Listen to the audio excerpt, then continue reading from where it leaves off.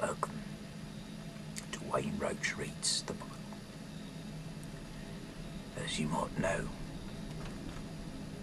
I'm Wayne Roach, and this here is the good news. You see, not everyone has read this entire book, including myself.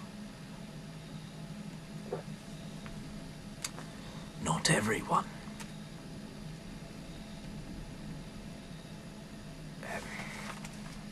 19 of Numbers. Here we go.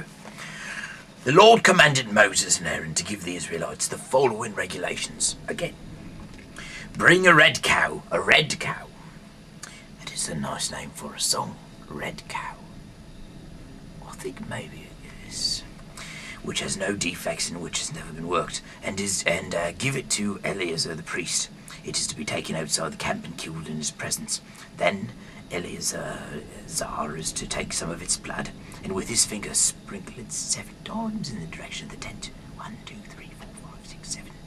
The whole animal, including skin, meat, blood, and intestines, is to be burned in the presence of the priest.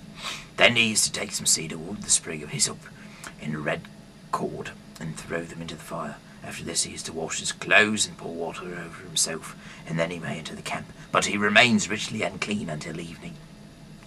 The man who burned the cow must also wash his clothes and pour water over himself, but he also remains unclean until the evening. Then a man who is ritually clean is to collect the ashes of the cow and put them in a ritually clean place outside the camp, where they used to be kept for the Israelite community to use and preparing for water for removing ritually uncleanness. This ritual is performed to remove sin. The man who collected the ashes must wash his clothes, but he remains unclean until the evening. This regulation is valid for all time to come, both the Israelites and the foreigners living among them. Whoever touches a corpse is ritually unclean for 7 days. He must purify himself with the water for purification on the 3rd day and on the 7th day, and then he will be clean. But if he does not purify himself on both the 3rd and the 7th day, he will not be clean. Whoever touches the corpse and does not purify himself remains unclean, because the water for purification has not been thrown over him. He defiles the Lord's tent, and he will no longer be considered one of God's people. In the case of a person who dies in a tent, anyone who is in the tent at the time of death who enters becomes ritually unclean for 7 days. Each jar and pot in the tent that has no lid on it also becomes unclean. If someone touches a person who has been killed or has died a natural death outdoors, or if someone touches a human bone or a grave, he becomes unclean for 7 days. To remove the uncleanness, removes the uncleanness.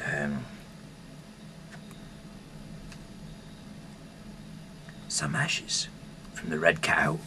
There it is again, red cow, which was burned to remove sin, shall be taken and put in a pot and fresh water added. In the first case, someone who is ritually clean is to take a sprig of hyssop, dip it in the water and sprinkle the tent, everything in it, and the people who was there. In the second case, someone who is ritually clean is to sprinkle the water on the man who has touched the human bone of the dead body of the grave.